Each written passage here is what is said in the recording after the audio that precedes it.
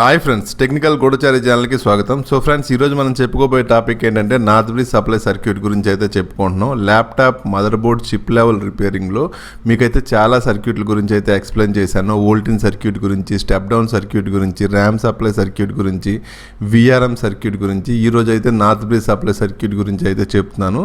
So ఇవన్నీ కూడా మీకు థియరిటికల్గా చెప్పాను. అంటే థియరిటికల్గా దీని ఇన్పుట్ వోల్టేజ్ ఏంటి, దీని అవుట్పుట్ వోల్టేజ్ ఏంటి, దీని వర్క్ ఏంటి, దీని మెయిన్ కామ్ ఏంటి, దీని ఫాల్ట్ ఫైండింగ్ ఏంటి, దీని ట్రబుల్ షూటింగ్ ఎలా చేయాలి, ఇవన్నీ కూడా మీకు థియరిటికల్గా చెప్పాను. ప్రాక్టికల్గా బోర్డులో హార్డ్ టెస్టింగ్, కూల్ టెస్టింగ్ చేసి అయితే మీకు ప్రాక్టికల్గా కూడా చూపిస్తాను. అదేవిధంగా స్మాటిక్ లెవెల్ రీడింగ్ కూడా మీకు అయితే చెప్తాను. సో ఒక్కొక్క సర్క్యూట్ గురించి కూడా. సో ఈరోజు అయితే మనం థియరిటికల్గా నార్త్ బ్రిడ్జ్ సప్లై సర్క్యూట్ గురించి అయితే తెలుసుకుందాం. సో నార్త్ బ్రిడ్జ్ సప్లై సర్క్యూట్ని మీరు చూసారంటే నార్త్ బ్రిడ్జ్ సప్లై సర్క్యూట్కి, నార్త్ బ్రిడ్జ్కి మీకు 4 వోల్టేజ్లు అయితే వస్తాయి. అందులో ఒకటి గ్రాఫిక్ కంట్రోలరు, అది 1.2 వోల్ట్, 1.05 వోల్ట్ ఇలా వస్తుంది గ్రాఫిక్ కంట్రోలర్కి.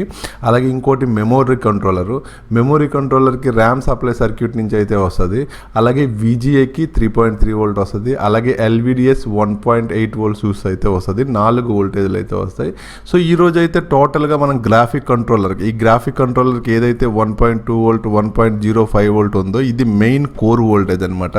సో దీని సర్క్యూట్ ఎక్స్ప్లెనేషన్ అంటే ఇప్పుడు ఏదైతే గ్రాఫిక్ కంట్రోలర్కి వస్తుందో ఇది 1.2 వోల్ట్ లేదా 1.05 వోల్ట్, ఇది నార్త్ బ్రిడ్జ్కి ఆ సర్క్యూట్ నుంచి వచ్చే అవుట్పుట్ అనమాట, అంటే కోర్ వోల్టేజ్ అనమాట.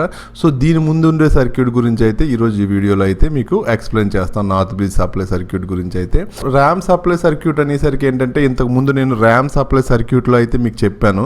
సో ర్యామ్ సప్లై దీని ముందు ఉండేది ఏంటంటే RAM supply circuit. So RAM supply circuit నుంచి దీనికి అవుట్పుట్ వస్తుంది. సో ఏదైతే ఇక్కడ అవుట్పుట్ వచ్చిందో చూడండి, 1.2 వోల్ట్, 1.5, 1.8, 2.5 వోల్ట్ చూస్ అని చూపించాను. ఇదేంటంటే సో ఏదైతే ర్యామ్ సప్లై సర్క్యూట్ తర్వాత ర్యామ్ స్లాట్ మీదకి DDR4 ర్యామ్ అయితే 1.2 వోల్ట్ వెళ్తుంది, DDR3 అయితే 1.5 వెళ్తుంది, DDR2 అయితే 1.8 వెళ్తుంది, DDR1 అయితే 2.5 వెళ్తుంది. సో ఇవి ర్యామ్ సప్లై ఏదైతే ర్యామ్ సప్లై సర్క్యూట్ యొక్క అవుట్పుట్ ఉందో ఇది ర్యామ్ స్లాట్ మీదకి వెళ్తుంది వోల్టేజ్.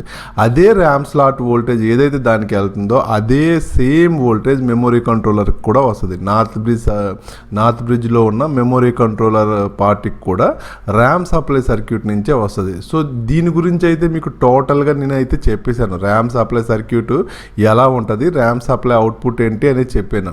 ఆ ర్యామ్ సప్లై స్లాట్ మీదకి వచ్చే అవుట్పుట్టే ఈ నార్త్ బ్రిడ్జ్ సర్క్యూట్కి కూడా ఈ మెమొరీ కంట్రోలర్ దగ్గరకు కూడా వస్తుంది. సో అలాగే ఇక్కడ విజిఏకి 3.3 వోల్ట్ వస్తుంది కదా, దీని గురించి అయితే విజిఏ సెక్షన్ గురించి చెప్తాను చూడండి. ఆ విజిఏ సెక్షన్ గురించి చెప్పేటప్పుడు దీని గురించి అయితే మీకు అర్థమవుద్ది.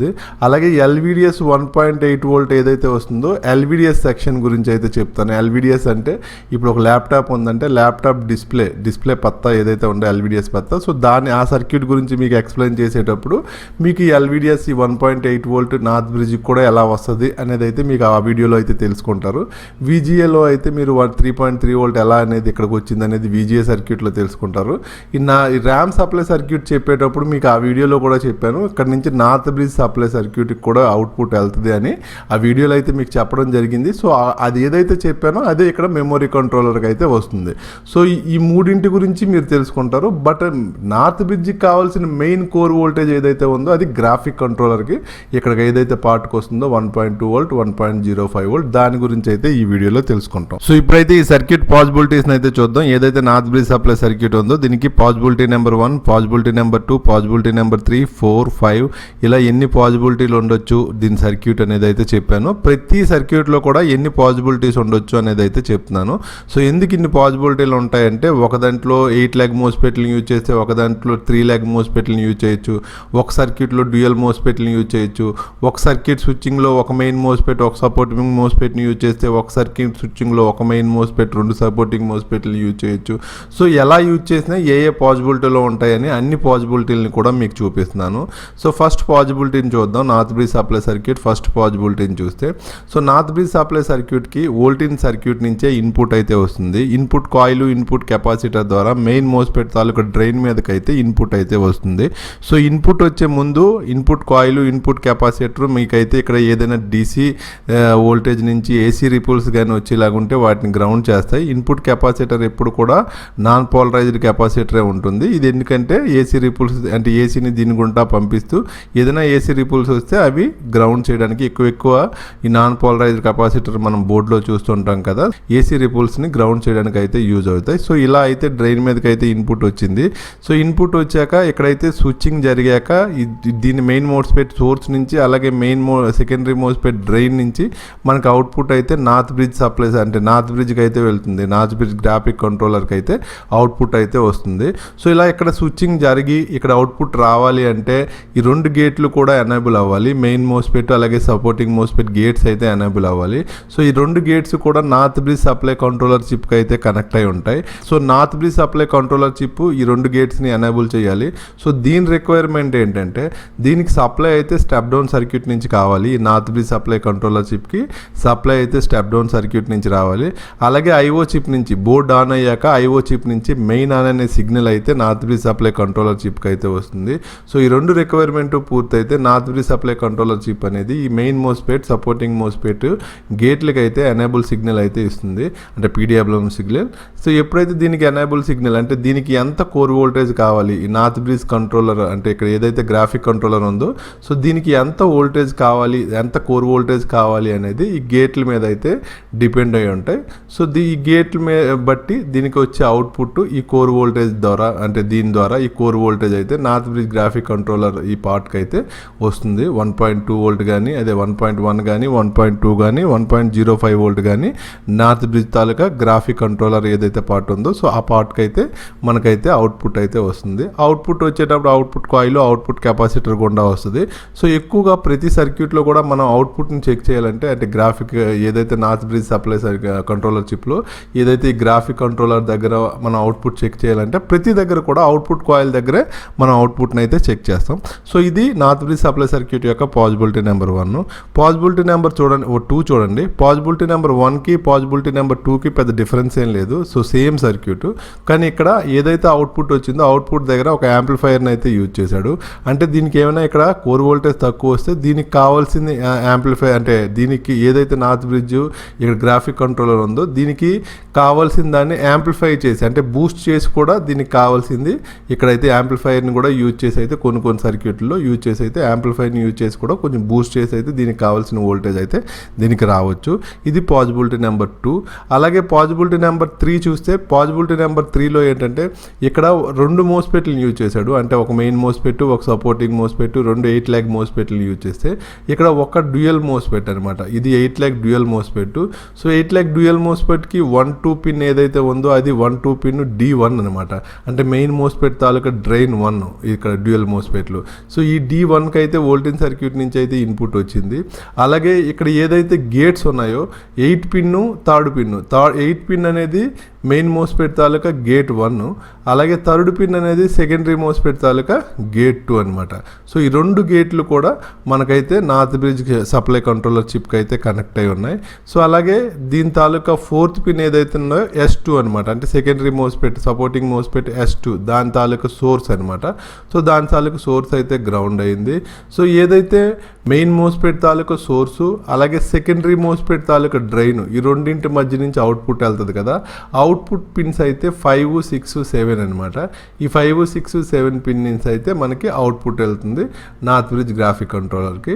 సో ఇది ఒకే చిప్లో అయితే డ్యూయల్ మోస్ఫెట్ కాబట్టి ఒకే చిప్లో అయితే ఈ విధంగా దీని సర్క్యూట్ అయితే ఉంటుంది. సో వీటి గురించి అయితే ప్రతి వీడియోలో కూడా మీకు ఎక్స్ప్లెయిన్ చేస్తూ వస్తున్నాను. అలాగే పాసిబిలిటీ నెంబర్ 4.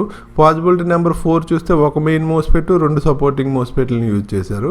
సో ఈ విధంగా అయితే మనకి ఇక్కడ స్విచ్చింగ్ అయ్యింది. సో ఇలా ప్రతి వీడియోలో మీరు చూస్తున్నారు కాబట్టి మీకైతే అర్థం అవుతుంది.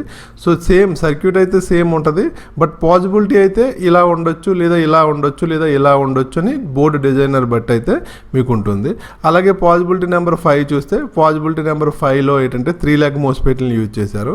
సో 3 ల్యాక్ మోస్ఫెట్లు యూజ్ చేసి స్విచ్చింగ్ అయ్యి పాసిబిలిటీ నెంబర్ 5లో అయితే మీకు వచ్చింది. సో ఈ విధంగా అయితే మీకు ఏ పాసిబిలిటీ లైన్ అయినా కూడా ఉండొచ్చు. సో ఇక్కడ ఒక నోట్ చూద్దాం. సో ఫస్ట్ పాయింట్ చూడండి, north bridge supply impedance with ground. North bridge main ఏదైతే గ్రాఫిక్ సప్లై ఉందో దాని గ్రౌండ్ ఇంపిడెన్స్ ఏంటో ఇప్పుడు మనం చూద్దాం. నార్త్ బ్రిడ్జ్ ఖరాబ్ అయిందా లేదా ఆ సర్క్యూట్ ఖరాబ్ అయిందా అనేది ఎలా తెలుసుకోవాలంటే దాని ఇంపిడెన్స్ అంటే ఇప్పుడు మల్టీమీటర్ని బజర్ మోడ్లో మనం పెట్టి ఒక పిన్ని గ్రౌండ్ దగ్గర పెట్టి ఇంకొక పిన్ని మనం ఏదైతే అవుట్పుట్ కాయిల్ ఉందో ఇక్కడ చూసాం కదా, ఏదైతే అవుట్పుట్ వస్తుంది కదా అవుట్పుట్ కాయిల్ ఒక పిన్ని గ్రౌండ్ అంటే ఎక్కడో గ్రౌండ్ పిన్ దగ్గర పెట్టి ఏదైతే అవుట్పుట్ కాయిల్ ఉందో అవుట్పుట్ కాయిల్ దగ్గర ఇంకో పిన్ని పెట్టి బజర్ మోడ్లో పెట్టి దాని ఇంపిడెన్స్ని మనం చూస్తే సో ఫస్ట్ 1 నుంచి 10 ఓముల మధ్య వచ్చింది అంటే దాని ఇంపిడెన్స్ 1 నుంచి 10 ఓముల మధ్యన వచ్చింది అంటే అది షార్ట్ అయిపోయింది, ఫాల్టీ కండిషన్ అని లెక్క. అలాగే 11 నుంచి 20 ఓముల మధ్య నుంచి వచ్చిందంటే మైనర్ డ్యామేజ్ అంటే నార్త్ బ్రిడ్జ్ అంటే ఏజ్ అయిపోయింది, ఎక్కువ రోజులు అయిపోయింది, కానీ వర్క్ అవుతుంది కానీ ఎప్పుడు పోద్దో తెలియదు. 11 నుంచి 20 ఓముల మధ్యన దాని ఇంపిడెన్స్ వచ్చిందంటే అది ఎప్పుడు పోద్ది నార్త్ బ్రిడ్జ్ అనేది అయితే మనం చెప్పలేం, బట్ దాని లైఫ్ అయితే కొంత తగ్గింది. అలాగే మోర్ దెన్ 20 ఓములు కట్ట ఎక్కువ ఉంటాయి అంటే 20 ఓమ్ కంటే ఎక్కువ మనకు చూపించిందంటే ఇంపిడెన్స్ అది పర్ఫెక్ట్ ఓకే కండిషన్లో ఉంది అని లెక్క. సో దీన్ని ఎలా చెక్ చేద్దామో ఇప్పుడు చూద్దాం. సో 1 నుంచి 10 ఓమ్ వస్తే అది నార్త్ బ్రిడ్జ్ చిప్ ప్రాబ్లమా లేకపోతే దాని ముందు ఉన్న గ్రాఫిక్ కంట్రోలర్ ఏదైతే సర్క్యూట్ ఇప్పుడు వరకు చూపించానో ఈ సర్క్యూట్ ప్రాబ్లమా అనేది మనకి ఎలా తెలుస్తుంది. సో ఎలా తెలుసుకోవాలంటే సో ఏదైతే ఈ అవుట్పుట్ కాయిల్ ఉందో అవుట్పుట్ కాయిల్ని రిమూవ్ చేయండి, లేదా అవుట్పుట్ కాయిల్ ఒక లెగ్ని తీసేయండి ఇంకొక లెగ్ని పెట్టండి. అంటే ఒక లెగ్ అవుట్పుట్ ఏదైతే సర్క్యూట్ ఉందో సో దీన్ని తీసేసి ఒక లెగ్ దగ్గర చెక్ చేయండి. సో ఒక లెగ్ దగ్గర చెక్ చేసి ఇక్కడ అంటే దీని నుంచి అవుట్పుట్ కాయిల్ని అయితే తీసేసి ఇక్కడ నార్త్ బ్రిడ్జ్ దగ్గర చెక్ చేయండి. నార్త్ బ్రిడ్జ్ ఏదైతే గ్రాఫిక్ కంట్రోలర్ ఉందో ఈ గ్రాఫిక్ కంట్రోలర్ ఏరియా దగ్గర చెక్ చేస్తే అంటే నార్త్ బ్రిడ్జ్ దగ్గర సో దీని దగ్గర చెక్ చేసి మీకు ఏదైతే 1 నుంచి 10 ఓముల మధ్యన వచ్చింది అంటే మనకి ఇదేదైతే గ్రాఫిక్ నార్త్ బ్రిడ్జ్ చిప్ ఉందో ఈ చిప్ ప్రాబ్లం అయి ఉండొచ్చు. లేదు మీకు ఇక్కడ ఈ మెయిన్ మోస్ఫెట్ల దగ్గర ఈ సర్క్యూట్ దగ్గర మీకు 0 నుంచి 1 నుంచి 10 ఓముల మధ్యన వచ్చిందంటే ఈ మెయిన్ మోస్ఫెట్ ప్రాబ్లం అవ్వచ్చు, లేదా సపోర్టింగ్ మోస్ఫెట్ ఈ స్విచ్చింగ్ సర్క్యూట్లో ఏదైనా ప్రాబ్లం అవ్వచ్చు. అలా తెలుసుకోవచ్చు అనమాట. అంటే 0 నుంచి అంటే 1 నుంచి 10 ఓముల మధ్యన అంటే ఈ ఏరియాలో వచ్చిందంటే ఈ అవుట్పుట్ కాయిల్ రిమూవ్ చేశాక లేదా అవుట్పుట్ కాయిల్ ఒక లెగ్ని తీసాక ఈ ఏరియాలో వచ్చింది అంటే మనకి ఇది ప్రాబ్లం. లేదా ఈ డైరెక్ట్గా ఈ చిప్ దగ్గరే మనకి 1 నుంచి 10 ఓముల ఇంపిడెన్స్ చూపిస్తుందంటే ఈ చిప్ ప్రాబ్లం. ఈ విధంగా మనం చెక్ చేసుకుంటాం. అంటే మనకు సర్క్యూట్ ప్రాబ్లమా లేదా చిప్ ప్రాబ్లమా అనేది చిప్ కూడా నార్త్ బ్రిడ్జ్ చిప్లో ఒక్కొక్కసారి పోతుంటాయి. ఒక్కొక్కసారి పోయేటప్పుడు డైరెక్ట్ చిప్ దగ్గర చెక్ చేసేటప్పుడు చిప్ ప్రాబ్లం అయిందా లేకపోతే మెయిన్ మోస్ఫెట్ సపోర్టింగ్ మోస్ఫెట్ ఇప్పుడు ఈ స్విచ్చింగ్ సర్క్యూట్ ఉందో స్విచ్చింగ్ సర్క్యూట్లో మోస్ఫెట్ ప్రాబ్లం అయిందా అనేది అయితే మనం తెలుసుకుంటాం. అలాగే 11 నుంచి 20 ఓముల నుంచి అయితే మైనర్ డ్యామేజ్, 20 ఓమ్ అయితే పర్ఫెక్ట్ కండిషన్ అయితే మనం చెప్పొచ్చు. అలాగే లాస్ట్ పాయింట్ చూడండి, north bridge supply output coil and RAM supply output coil should be never produce continue beep with each other. ఇక్కడ చూడండి నార్త్ బ్రిడ్జ్ చిప్కి ఒకవైపు అయితే గ్రాఫిక్ కంట్రోలర్ నుంచి 1.2 వోల్ట్ 1.05 వోల్ట్ వచ్చింది. అలాగే ఇంకొక వైపు అయితే ర్యామ్ సప్లై సర్క్యూట్ నుంచి ఏదైతే ర్యామ్ సప్లై అంటే DDR4 ర్యామ్ అయితే 1.2 వోల్ట్, DDR3 అయితే 1.5 వోల్ట్ ఇలా వచ్చింది. సో ఇక్కడ రెండింటికి అవుట్పుట్ కాయిల్ ఉంటాయి. ఇక్కడ అవుట్పుట్ కాయిల్ ఉంది కదా, north bridge supply output coil ఉంది, అలాగే ర్యామ్ సప్లై అవుట్పుట్ కాయిల్ కూడా ఉంటుంది. So north bridge supply output coil, RAM supply output coil అంటే ఇది ఇటువైపు ఉంటే ఇది ఇటువైపు ఉంది. రెండు అవుట్పుట్ కాయిల్ మధ్యన మనం బజర్ మోడ్లో మల్టీమీటర్ను పెట్టేటప్పుడు బీప్ సౌండ్ అయితే రాకూడదు. ఈ రెండు అవుట్పుట్ కాయిల్ మధ్యన బీప్ సౌండ్ వచ్చింది అంటే ఈ నార్త్ బ్రిడ్జ్ ఏదైతే ఈ చిప్ ఉందో ఇది ఎగిరిపోయింది అని లెక్క. సో ఈ విధంగా చెక్ చేయడం అంటే ఈ రెండు అవుట్పుట్ కాయిల్ మధ్యన బీప్ సౌండ్ వచ్చినా మనకు నార్త్ బ్రిడ్జ్ పోయిందని మనం డిసైడ్ అయిపోతాం. లేదా ఇప్పుడు ఏదైతే ఇంపిడెన్స్ నేను చెప్పానో ఈ చిప్ దగ్గర మీకు 1 to 10 ఓమ్ ఇంపిడెన్స్ వచ్చిందంటే చిప్ ప్రాబ్లం, ఏదో సర్క్యూట్ దగ్గర వచ్చిందంటే మెయిన్ మోస్ఫెట్ సపోర్టింగ్ మోస్ఫెట్ ఏదో ఒక ప్రాబ్లం.